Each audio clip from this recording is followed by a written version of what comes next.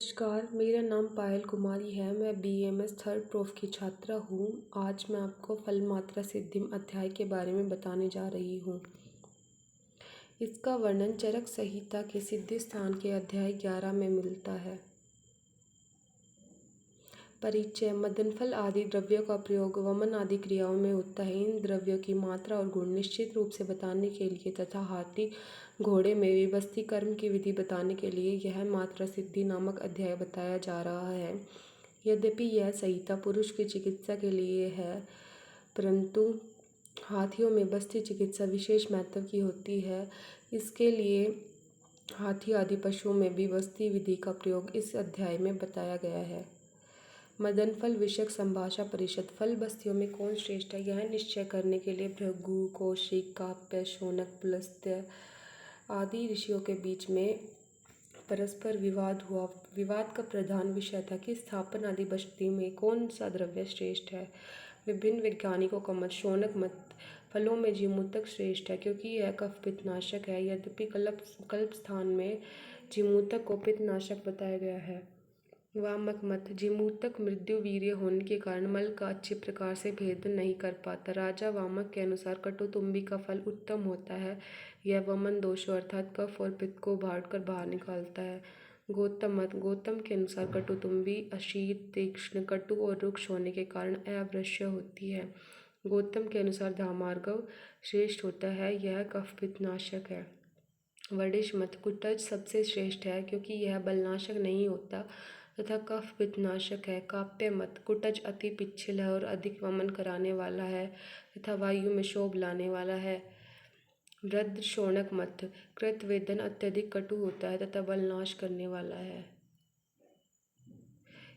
पुनर्वसु आत्रेय का मत इस प्रकार हेतु के साथ सभी ऋषियों के विचित्र वचनों को सुनकर आचार्य आत्रेय ने जीमूतक आदि फल के विषय में कहा कि आप लोगों ने गुण और दोष के विषय में जो कहा है वह परम निश्चय ही है, किंतु कोई भी द्रव्य ऐसा नहीं है जिसमें दोष व गुण न हो। यहाँ यह बात विचारणीय है कि किस द्रव्य में कौन सा गुण अधिक रूप में पाया जाता है। सभी फलों पर आचार्य का मत। जीमूतक कुष्ठ रोग में हितकर है, कटुतुंबी प्रमेह रोग में हितकर है, कुटुज हृदय रोग में हितकर है। धामार्गव का फल पांडु रोग में श्रेष्ठ होता है। मदन फल सभी रोगों को दूर करता है अर्थात किसी भी रोग में विरोधी नहीं होता। मदन फल रस में कषाय और तिक्त रस के साथ मधुर रस होता है। रुक्ष नहीं होता, कटु, उष्ण और पिच्छल होता है। कफ पित्त को नष्ट करता है तथा अपने कर्मों को शीघ्रता से करता है। इसके सेवन से किसी भी प्रकार की हानि नहीं होती। वायु का अनुलोमन करता है, इसलिए अनेक फलों के बीच में रहते हुए मदन फल प्रधान है। बस्ती के सर्वदोषक नाशक गुण के बारे में प्रश्न। सर्व सकर्म गुण कृद गुरुणोत्तको बस्ती उधर्वमत नेति नाभित नाभ्यदो गुदमत शरीरात शर्वत कथम पोहति दोषान।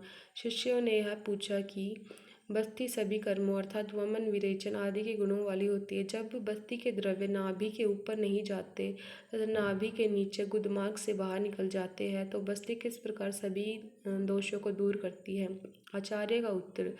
वायु की प्रधानता। इस प्रश्न को सुनकर आचार्य ने बताया कि वायु प्रकोपक हेतु के साथ संबद्ध न होने से शरीर को धारण किए रहती है और केवल वायु या दोषों के साथ पक्वाशय में जाकर प्रकोपित हो जाती है। शोधन करने वाली बस्ती पित्त, कफ, मल के साथ वायु का अनुलोमन करती है।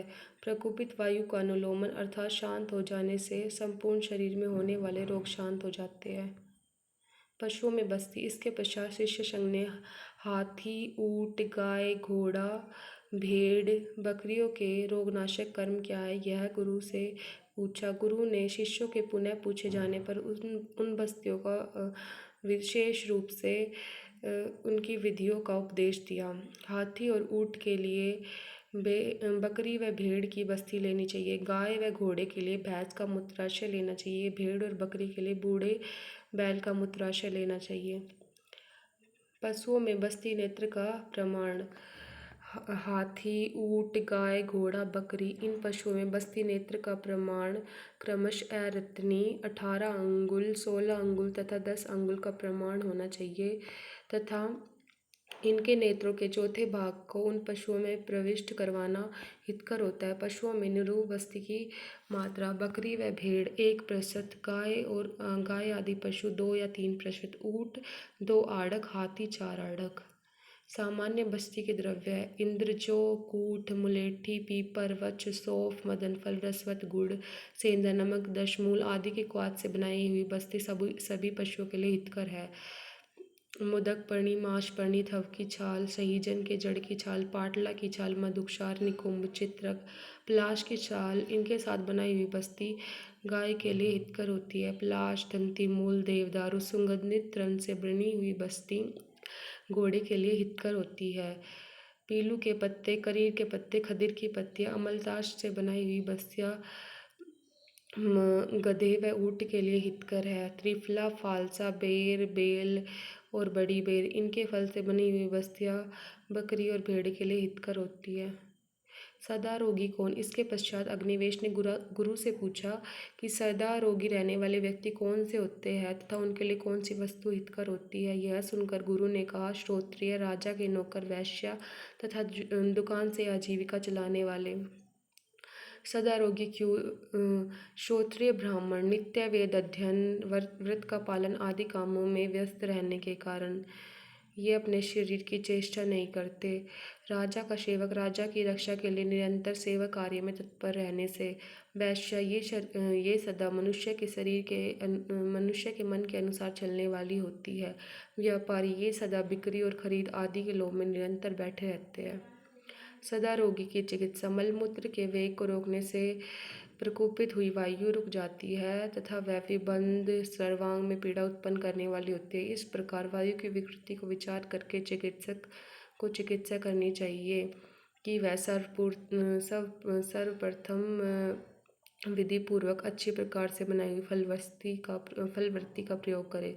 निरूबस्ती की मात्रा, फलवृत्ति लगाने के बाद पुनर्नवा, एरंड का मूल, दंती मूल, चित्रक का मूल, भृत पंचमूल, इन्हें समान मात्रा में लेकर यवकूट कर दही के पानी गोमूत्र में मिलाकर क्वाथ विधि से पकाए। चतुर अंश रहने पर तेल, घृत, पाँचों नमक को मिलाकर मथनी से मथकर बस्ती पुटक में रखकर निरूप बस्ती दे। जब बस्ती द्रव्य निकल जाए तो जांगल पशु पक्षियों के मांस रस से भोजन कराकर दंती मूल के क्वाथ से पकाए हुए तेल से अनुवासन बस्ती दे।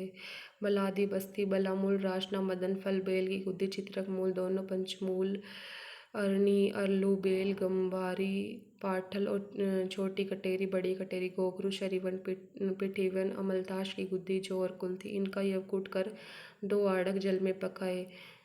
चतुरांश रहने पर छान कर उसमें कलिंग, कुष्ठ आदि 30वें श्लोक में बताए हुए द्रव्यों का कल्क, तेल, घृत, गुड़, सेंधा नमक को मिलाकर मथनी से मथकर बस्ती पुटक में रख देने से जो व्यक्ति सदा आतुर बताए गए हैं उनके बल तथा वर्ण को बढ़ाने वाली होती है। बालकों तथा वृद्धों के लिए बस्ती, बालकों में जीवनीय गण के क्वाथ और कल्क से पकाए हुए तेल को अनुवासन बस्ती और जीवनीय गण के साथ क्वाथ में नमक न मिलाकर निरूबस्ती देना हितकर होता है। Thank you to all my teachers, Dr. Pushpendra Sharma, Dr. Vishal Sharma, Dr. Mahesh Kaushik.